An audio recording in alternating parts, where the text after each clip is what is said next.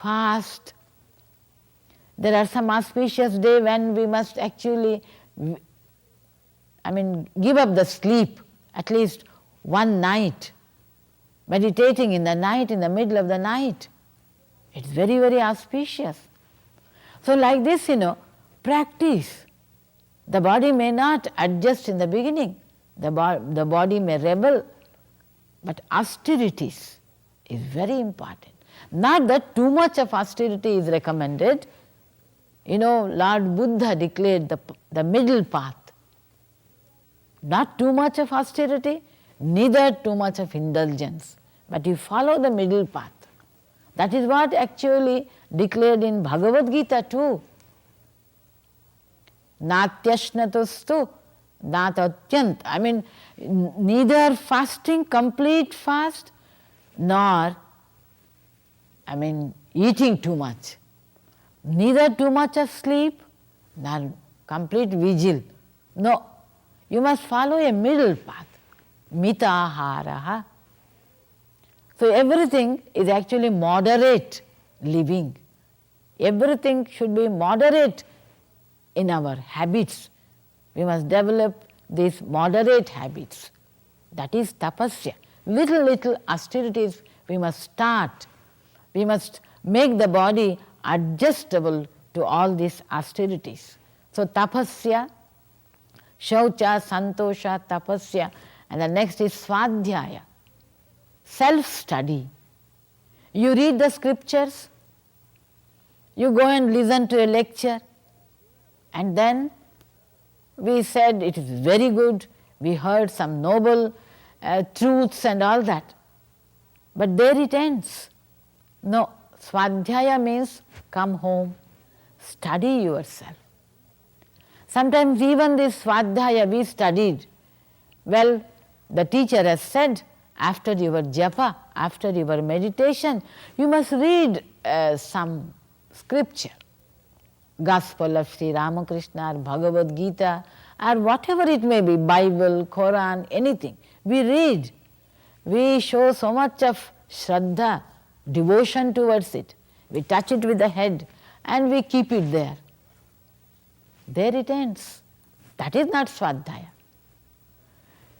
Take the teaching to the heart. Let it impress in every walk of our life. It should impress. Swa-adhyaya. What did I learn? How much I am practicing it in my daily life. How this religion actually I can manifest in my life. Sometimes we think that reading scriptures with all devotion, memorizing many shlokas, many sayings of the great teachers, that will help us. Well, we may remember, very good, but it should be there. It should mix with our life. It should actually in every walk of life, every moment, it should mingle with our blood. It should mingle with our life. Religion should become dynamic. It is not passive acceptance. Swami Vivekananda said religion is not just talk or acceptance. It is being and becoming. So religion should be dynamic. It is not just passive reading and by-hearting some shlokas and all that.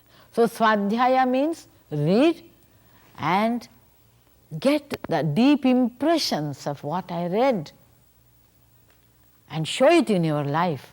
That is swadhyaya. And the last one is Ishvara pranidhana. Surrendering to your deity, your ishtam, the ideal. Surrendering your every self, your entire self. So it is His will. Good comes, sometimes bad comes. Life is actually, it is full of blows, full of struggles, full of sufferings. But it is He who is giving to me. He knows the best. I don't know anything. How much my actually vision can perceive. I can see only 1 yard or 2 yards only, but he sees, he knows what is good for us. He knows what is best for us. Don't know, through the blows, he may be actually fashioning my life for the best only. For example, we are actually blocks of stone when we begin the spiritual life, isn't it? When we begin our life, it is out of this block of stone, he will bring out a beautiful image.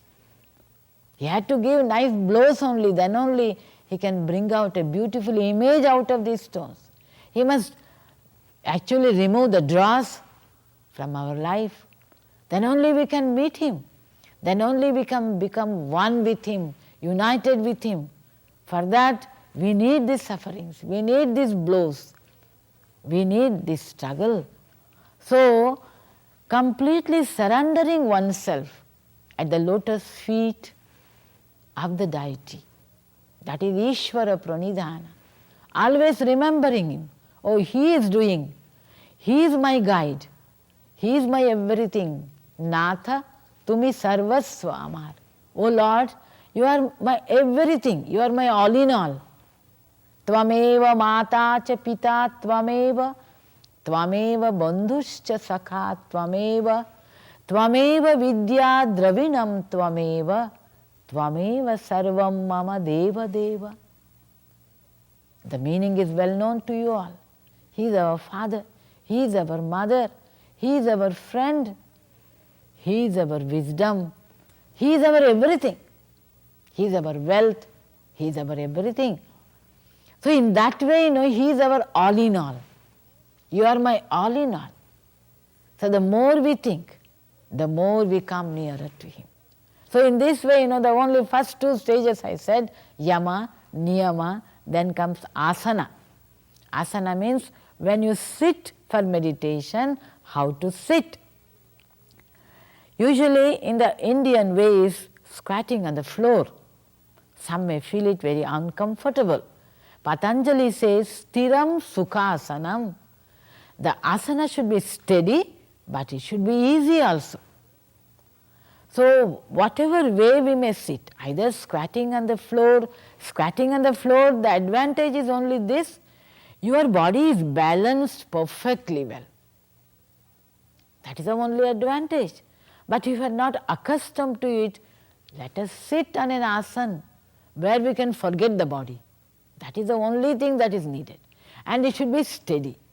Steady means your head and your body and all the whole portion must be in one straight line. So, steadiness.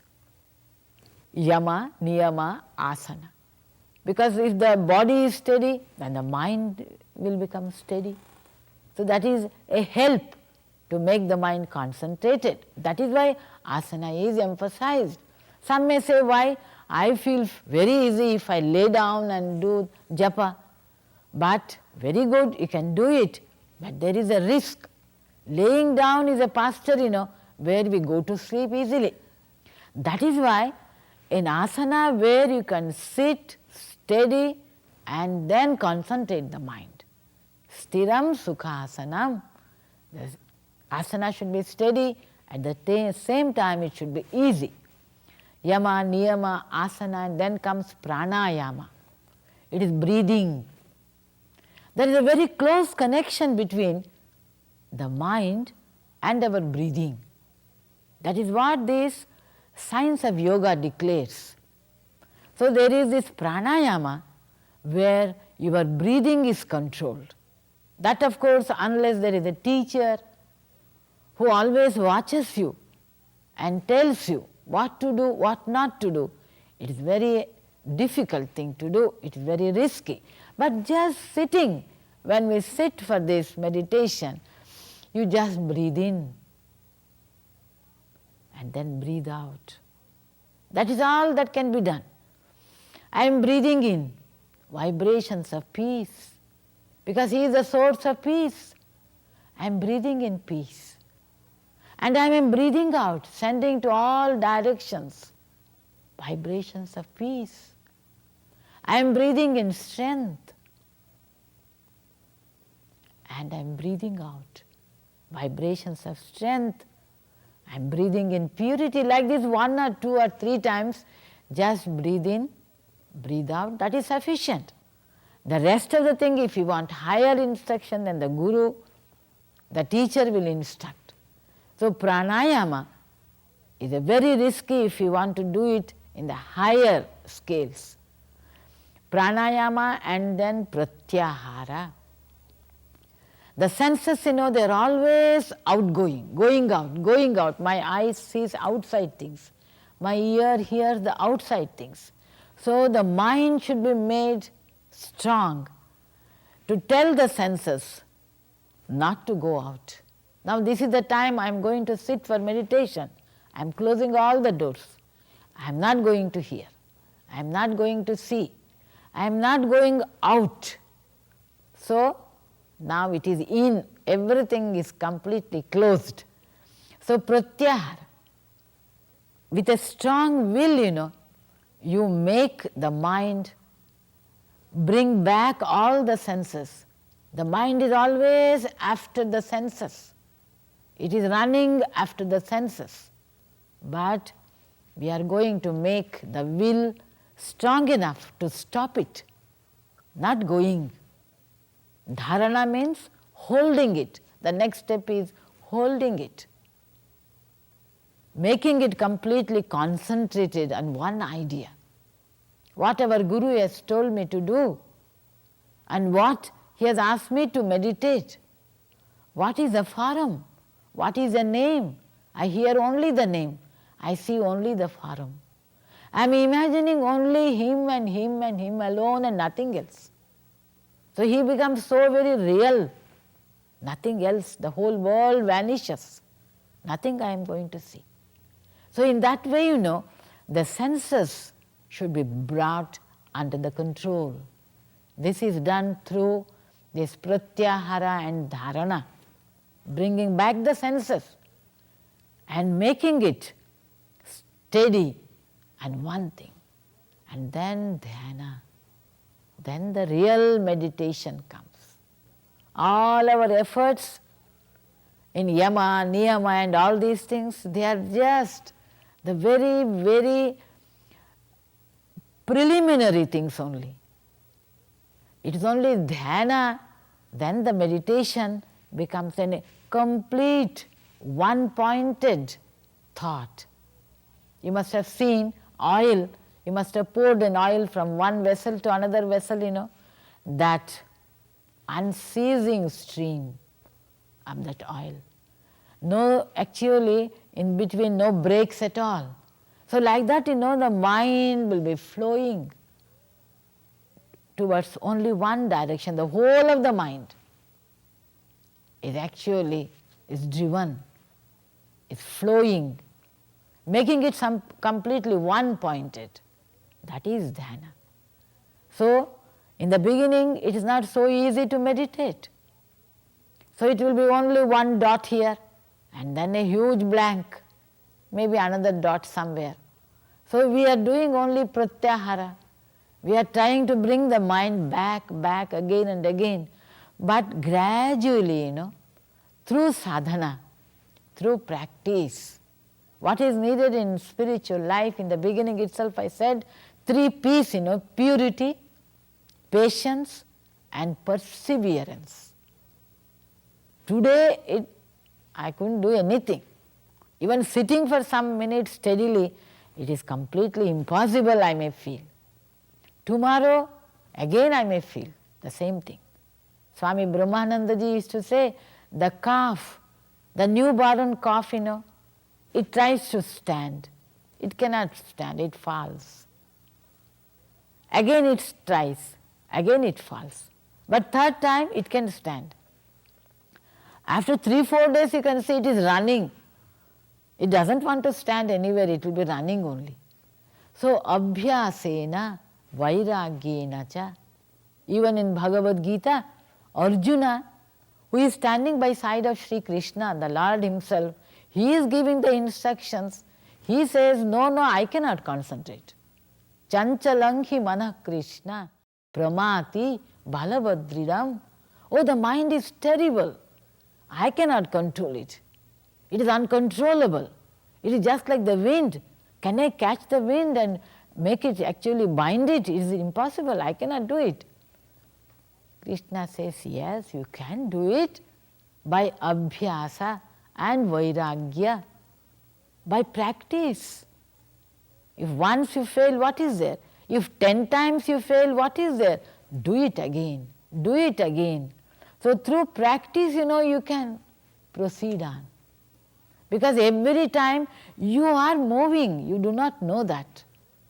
Because I look at the goal, the goal may be 100 feet away. But every time I falls, I have gone 1 inch further, 1 inch further. So I am proceeding on through abhyasa, through practice. So whenever we study these first steps, when we take up the spiritual life seriously, when we practice them, in the beginning it is only failures and failures. But he has said, Swalpamapyasya dharmasya trayate mahato bhayat. Even little of this spiritual life, it removes great fear. Even if you practice little, nothing is lost. Gita again assures us, in this spiritual path, nothing is lost. Well, sometimes in this birth, we may actually proceed few steps, but they are there for us. In the next birth, again we start. From those steps, we will proceed on. So patiently, with full tenacity, if we take up to spiritual life, we are sure to succeed.